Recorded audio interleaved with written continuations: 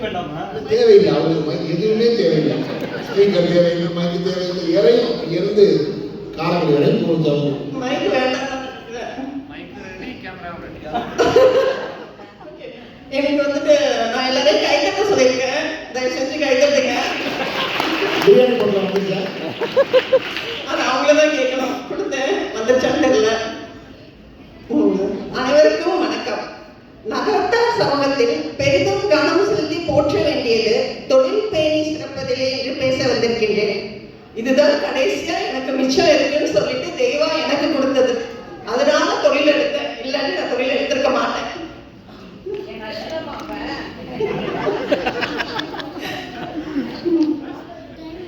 தொழில் துவங்கி அதை முடிந்தவரை வெற்றிகரமாக நடத்தி கொண்டிருக்கும் முதலாளிகளுக்கும் நமது செட்டியார்கள் ஆட்சிகளுக்கும் தொழில் துவங்க வேண்டும், நாமும் சாதிக்க வேண்டும் என்ற எண்ணத்தில் வாய்ப்புக்காக காத்திராமல் அதை உருவாக்க துடிக்கும் நம் இளைய சமூகத்திற்கும் என் சிறந்தார்ந்த வணக்கங்கள்.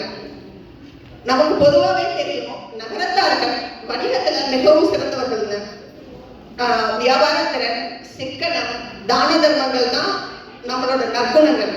நம்ம முன்னோர்கள் சொன்னதும் அதுதான். அவங்களோட வணிக மேம்பாட்டு திறன் தான் நமக்கு மூலதனமாக இருக்குது. நமது மூத்தோர்களின் அனுபவ அறிவு தான் நம்மளோட இளைய சமூகத்தோட தொழில் புரிய ஆணிவேரா இருக்குதுன்னு அடிச்சு சொல்லலாம். நமது நகரத்தார்கள் வந்துட்டு ஜென்ரலாவே தெரியும், கணக்குல ரொம்ப புலின்னு சொல்லிட்டேன், செட்டி வட்டியில கெட்டின்னு சொல்லுவாங்க.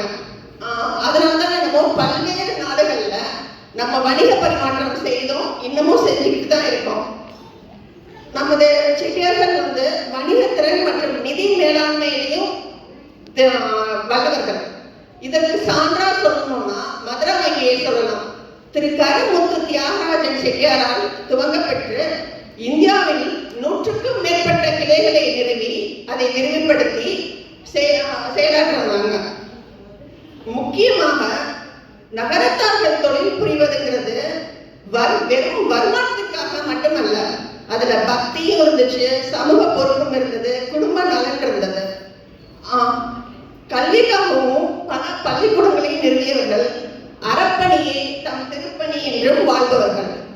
இப்ப நம்மளே வந்துட்டு நாளைக்கு இப்ப இங்க துபாயில இருக்கோம், நம்ம வந்துட்டு துபாயில நம்மளோட ஒரு லைஃப் ஸ்பேன் முடிஞ்சதுக்கு அப்புறம் நம்ம வந்து இந்தியாவில போய் செட்டில் ஆகணும் அப்படின்னு நினைக்கும் போது, நமக்கு ஒரு 60-62 வயசுல போய் நம்ம இந்தியாவில போய் செட்டில் ஆகணும்னு நினைக்கும் போது, நமக்கு இந்தியாவில 62 வயசுக்கு மேல யாரும் வேலை கொடுக்க மாட்டாங்க. அப்ப நம்ம இங்கிருந்தே நம்ம வந்து ஒரு தொழில் செய்யணுங்கிற ஒரு ஒரு ஐடியா நமக்கு இருந்துட்டே இருக்கும். எல்லாருக்குமே இருக்கும், இங்க இருக்கிற எல்லாருக்குமே இருக்கும், வெளிநாட்டுல வாழ்ற எல்லாருக்குமே இருக்கும், நம்ம இந்தியாவில ஒரு தொழில் புரியணும்னு சொல்லிட்டு அது நம்ம ரத்தத்திலே ஊர்ந்தது ஒண்ணு. சோ தெரிந்த தொழிலை விட்டவனும் கெட்டான், தெரியாத தொழிலை தொட்டவனும் கெட்டான்னு சொல்லுவாங்க. அன்றைய நகர்த்தார்கள் தமக்கு எந்த தொழில் தெரியுமோ அதை மட்டும்தான் கையில் எடுத்தார்கள். உப்பு வியாபாரத்தில் ஆரம்பிச்சாங்க, அப்புறம் வண்டிக்கு வாங்குவது, விவசாயம், வணிக பரிமாற்றம் என்று தொடர்கிறது இன்றும். ஆனால் இன்றைய வளர்ச்சியில் பல்வேறு விதமான தொழில்களில் கோலின்றி பல புது வியாபார யுக்திகளையும் கையாளுகிறார்கள். கட்டிடக்கலை, மென்பொருள் தயாரிப்புகள், மேலும் பல புதுவிதமான தொழில்களை தனது மரபு சார்ந்த மதிநுட்ப திறனை கொண்டு சாத்தியமாக்குகின்றனர்.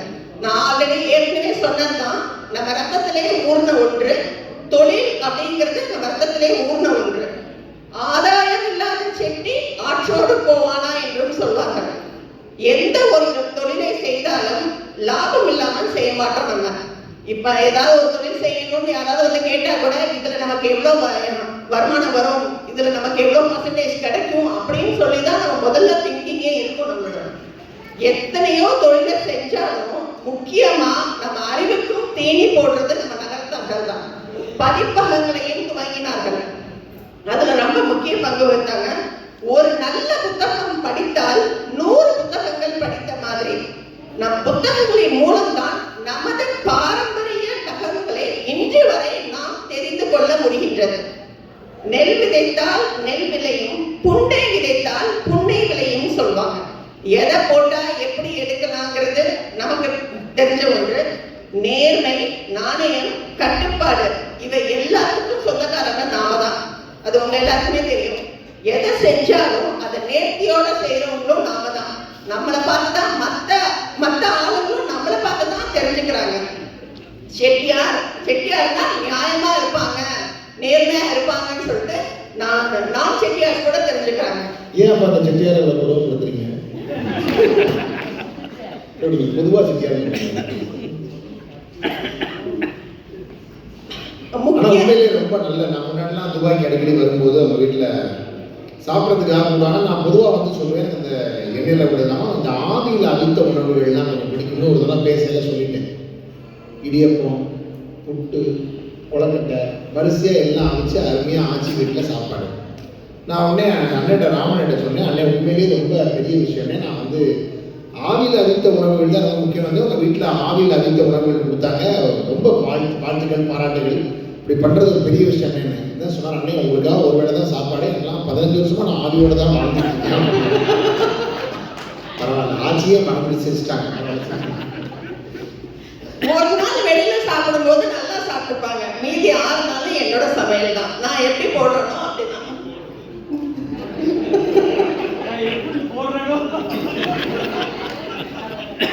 கொஞ்சம் கூட மனசில் போகணும். இன்னும் கேமரா உள்ளத்தை நான் பாராட்டுறேன். அவார்டு கொடுத்தே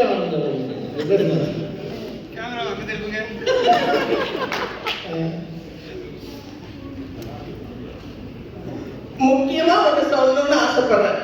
தயவு செஞ்சு தொழில் செய்யற பையனுக்கு பொண்ணை கொடுங்க.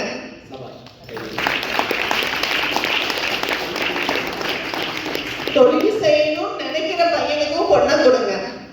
எனக்கு தெரிஞ்சு என்னோட உறவுக்காரங்களே வந்து கல்யாணத்துக்கு முன்னாடி பையன் ஐடியில வேலை பார்த்துட்டு இருந்தான்.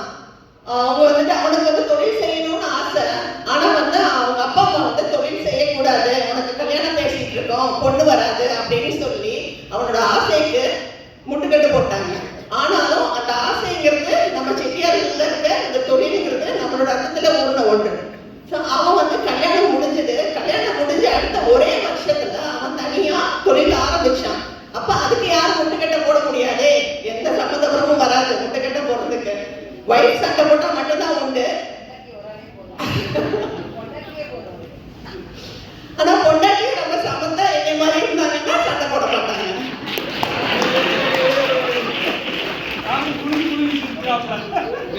ரெண்டு பேரும் போட்டாதானே சண்டை. ஒரு வருஷம் கழிச்சு அந்த பையன் ஆரம்பிச்சான். வெறும் 4 பேரோட தான் ஒரு கம்பெனி. அவன் என்ன தொழில இருந்தானே அந்த தொழிலே தான் ஆரம்பிச்சான், ஐடி கம்பெனியே தான் ஆரம்பிச்சான்.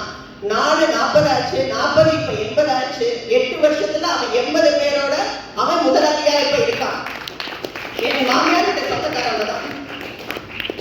அதனால அந்த பொண்ணும் இப்ப வந்து ஐடி வேலை இருந்த பொண்ணும் அதை விட்டுட்டு செட்டியாரோட பிசினஸே பார்க்க வந்துருச்சு. ஸோ அதனால தயவு செஞ்சு பொண்ணு வச்சிருக்கவங்க தொழில் செய்யற பையனா பார்த்து கொடுங்க. உங்க பொண்ணோட வாழ்க்கை ரொம்ப நல்லா இருக்கும். அப்பெல்லாம் வந்து கவர்மெண்ட் மாப்பிள்ளைக்கு தான் கொடுப்போம்னு சொல்லிட்டு இருந்தாங்க, இப்ப ஐடி மாப்பிள்ளைக்கு தான் கொடுப்போம்னு சொல்றாங்க. அதனால தயவு செஞ்சு உங்க பொண்ணை வந்து தொழில் செய்யற மாப்பிள்ளைக்கு கொடுங்க. இனிமேல் முடியாது, இனிமேல் இந்தியாவுக்கு போயிட்டு தொழில் ஆரம்பிக்கணும். செட்டியார்கள் மட்டும் ஆரம்பிக்கிறது வியாபாரம் இல்லைங்க. ஆட்சிகளும் அதை அரவணைத்து கொண்டு போறதுதான் வியாபாரத்தோட யுக்தியே.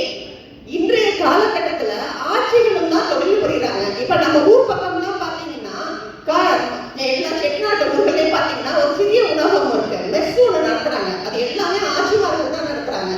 ஸோ அதுல வந்து அந்த ஆட்சிமார்கள் நடத்துறது கட்டு சிட்டா சின்னமா நடத்துறாங்க. அது நம்மளோட பெற்றோர்கள், வயதான பெற்றோர்கள் அங்கே விட்டுட்டு வந்திருக்கோம். அவங்களுக்கெல்லாம் நம்ம மனம் கமல வாய்க்கு ருசியா நமது பாரம்பரிய உணவை அவங்களுக்கு கொடுக்குறாங்க. அது ஒரு வகையில ரொம்ப நல்லது. நம்ம வந்து நம்ம தொழிலுக்காகவும் வேலைக்காகவும் நம்ம இங்க நாடு கடந்து வந்திருக்கோம்.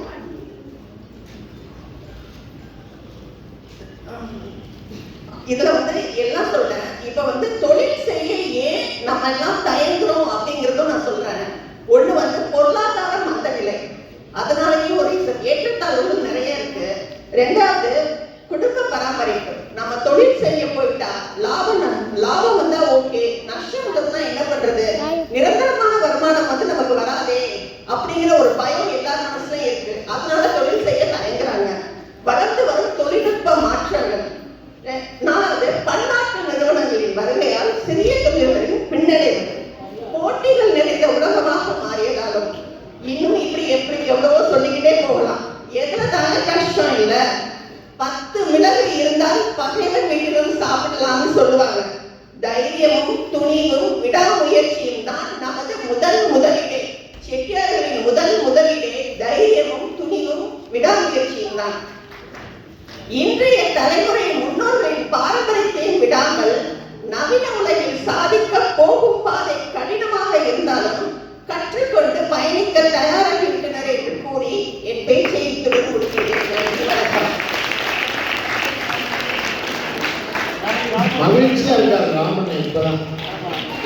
வாழ்க்கையில முதல்ல கேட்டது என் பேச்சை இதோடு முடிக்கிறேன்னு கேட்ட ஒரே இடம் இதுதான். உண்மையிலே அவ்வளோ சிரிப்பா பாருங்க. பேச்சை முடிக்கிறேங்கிற வார்த்தை இதுவரையும் வந்து ஒரு நாள் கூட என் வாழ்க்கையில சர்வீஸ் இல்லை அப்படின்னு பெரிய விஷயம் தான். மேடையில மட்டும்தான். இப்போ பாருங்க, இப்போ ஒரு நிம்மதி, ஒரு நிலைத்த நிம்மதி இல்லை. மேடையில மட்டும்தான். பரவாயில்ல. அதனால ஜானகி ராமநாதன் வந்து தொழில் செய்யணும் அப்படின்னு சொல்லி அந்த விஷயங்களை எடுத்து அது பொண்ணு கொடுக்குறவங்களும் தொழில் செய்கிற பண்ணி கொடுக்கணும்லாம் நிறைய பேசினாங்க. இப்போ வந்து நேரம் ரொம்ப நெருங்கிடுச்சு. நமக்கு எல்லாம் நிறைய நேரம் கொடுத்தாங்க. நம்ம நிறைய கொடுத்த விட கூடுதலாக நேரம் எடுத்துருக்கோம். நிறைவாக வாங்க ஆச்சி மீனா ராஜ